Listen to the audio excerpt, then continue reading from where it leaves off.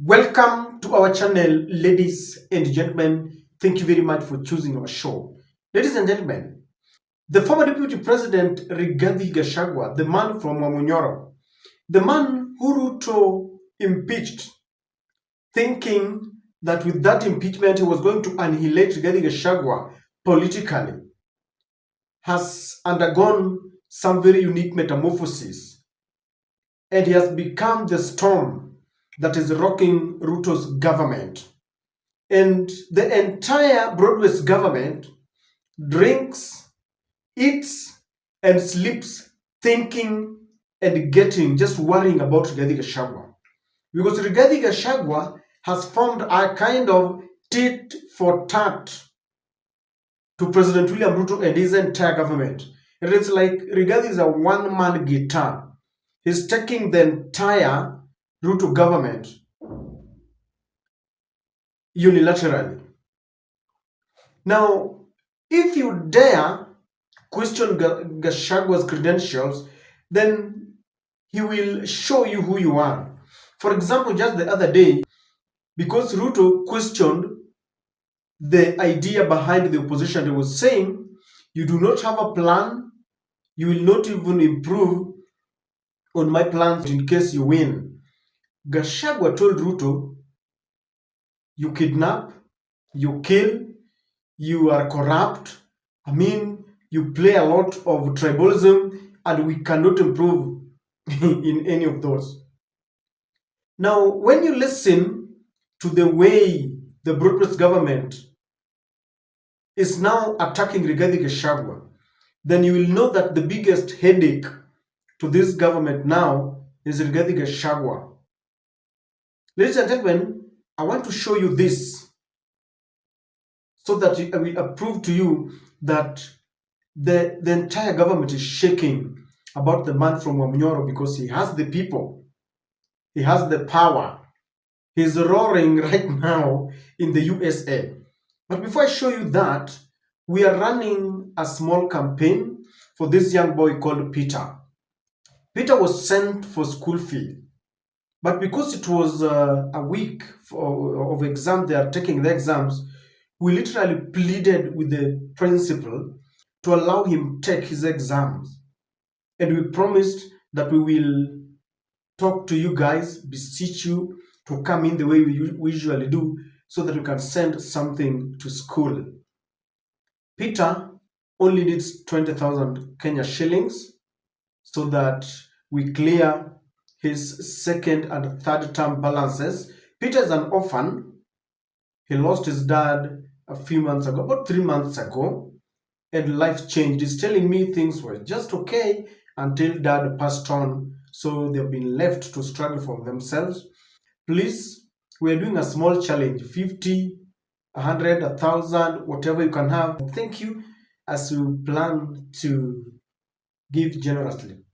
Ladies and gentlemen, that was a week ago, Rigathi Gachagua gave a speech that startled the entire Kenya Kwanza government because they wanted to crucify him falsely. And then Rigathi said this. We want to advise you that the one-term movement is not getting you out of power outside the Constitution. Mr. President, nobody wants to throw you. Nobody wants to overthrow your government. Nobody wants you out of power through unconstitutional means. And nobody is interested. The leaders in this country, and indeed 95% of the Kenyan population, want to humiliate you at the ballot. This is a speech that Rigathi gave immediately after, a few days after the Sabasaba and what happened with all the lootings. And the Kenya Kwanza team had choreographed a plan to arrest Rigathi Gachagua and charge him together with the supporters and the leaders that follow him with terrorism, because they had started this game plan, that game that Rigathi is the one who sponsored, or his people sponsored the Gen Z's protest. So Rigathi, and they were also saying that Rigathi wanted to topple Ruto's government. So Rigathi knew very well that he was about to travel to the USA, and these people wanted to use this to block him to arrest him, you know. So he took a low profile, and whoever is advising Rigathi Gachagua is doing a good job. They only need to improve on a few things. And Rigathi told William Ruto, we don't intend to topple your government. We are waiting for you at the right time to ensure that we humiliate you on that very day. Now I was shocked because with that, they didn't have any other idea to block Rigathi Gachagua, because you could not even prove it. If he went to court, to tell them, this is my speech. I have made things, I've clarified. If there is any person who thinks that we want to topple Ruto's government, that is not our plan. Today, I'm shocked that people like Gladys Wanga, the governor of Homa Bay, are still talking about Rigathi's intention to take William Ruto home before 2027. An opposition must have an agenda. The agenda cannot be Ruto must go. Ruto cannot go without an election because we are in a democratic country. So we will defend him because he can only go through an election. So msituambie hii mambo ya Ruto must go. Hiyo haiwezi enda mahali na haiwezi kuwa agenda. Nyinyi ambia wa Kenya, hii ndio njia, sisi tukichukua uongozi tutafanya hii na hii na hii na hii.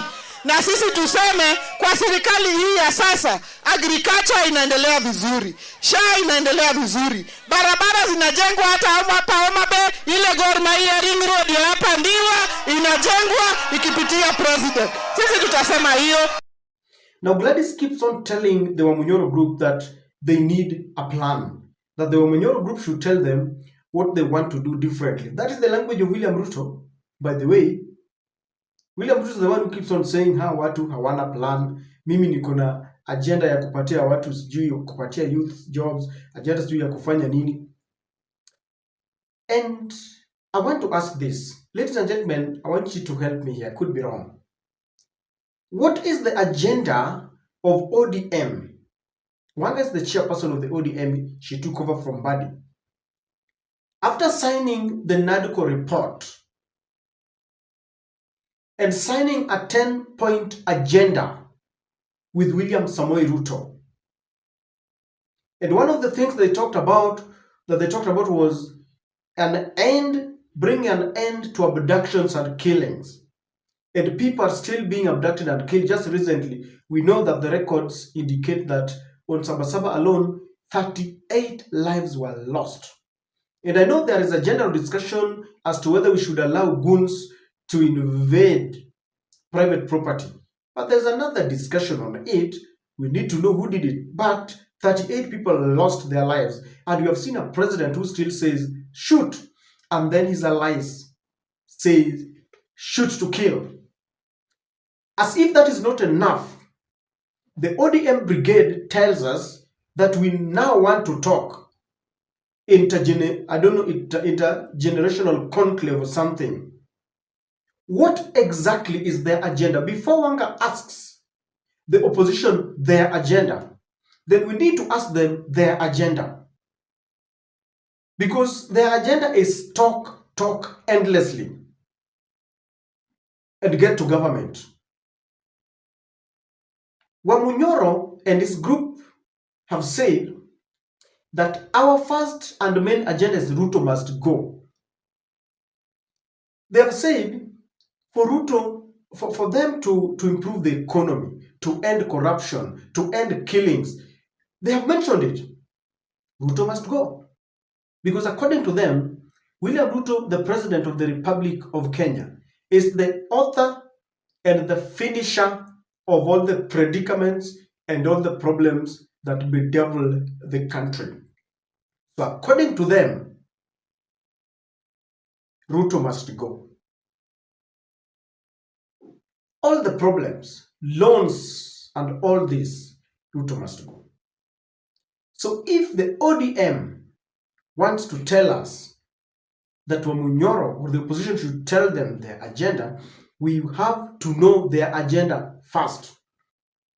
Because it is like they're taking Kenyans for a ride. But it doesn't end there. If you want to know that this government is confused, the height of confusion is represented by Kimani Ichungwa. Kimani Ichungwa is lost of ideas, and he does not have anything, just like their ODM counterpart. They don't have anything new to offer.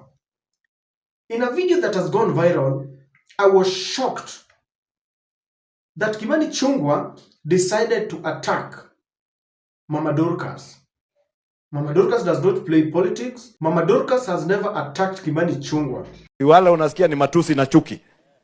Wakija hapa, sasa kwanza yule mkabila angekuja hapa aongea Kikuyu kutoka asubuhi mpaka jioni. Mimi sio ati sijui Kikuyu, mimi ni Mkikuyu. Ama sina sura inakaa Mkikuyu? Mimi ni Mkikuyu halisi. Lakini natambua hata nikiwa Mkikuyu, Mungu alituumba tukiwa kabila nyingi, atakuweka pamoja Kenya, tuishi pamoja kama ndugu na dada. Wakabila watakuja wakienda Ukambani waseme hai kazi. Sababu wanataka kutenganisha Wakamba na Wamasai. Alafu wakija kwa Wamasai waseme unajua mimi hata ukiangalia mapu yangu mimi ni shemeji yenyu. Na wewe bibi yako ni hapo tu amekukalia kitako, umekaliwa hata uwezi pumua, hata uwezi ongea kama bibi hajaongea. Si unaonanga hiyo mtu akienda lazima bibi aongee kwanza ili apewe ruhusa ya kuongea. Sasa wewe mwanaume umekaliwa na bibi, utakuja kuambia wanaume wengine nini? Tunaambia one time kwenda ambia bibi yako. Aende asiende? Siende akaambia one time bibi yake. Hata kwake atakaa one time sababu akizubaa bibi ako na bishop mwingine bwana yake mwingine. Yeye ni bwana ya one time, bibi yako na mwanaume mwingine bishop. Najua mabishop wako hapa Pulei. Si bishop wewe Pulei unajua iko mabishop wengine wakora? Si wako wengine?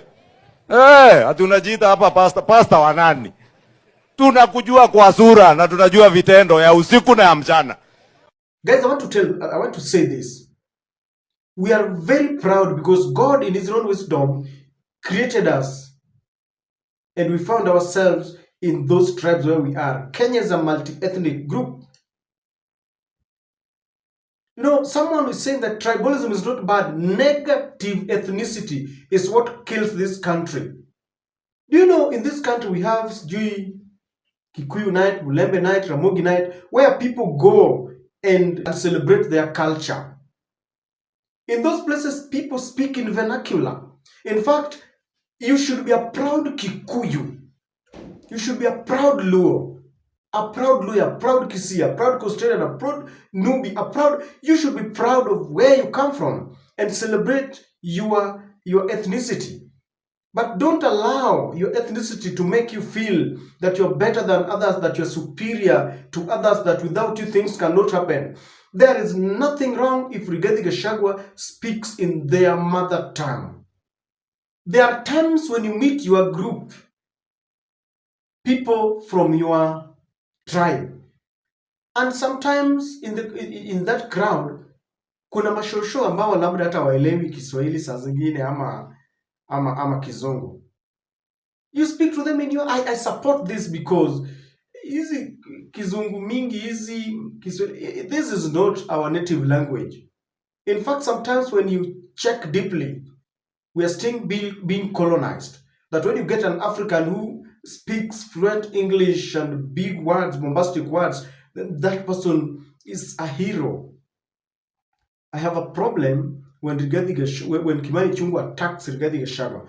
Let me tell you, when Obama wanted to contest for the first time as I think, was it Illinois Senate award?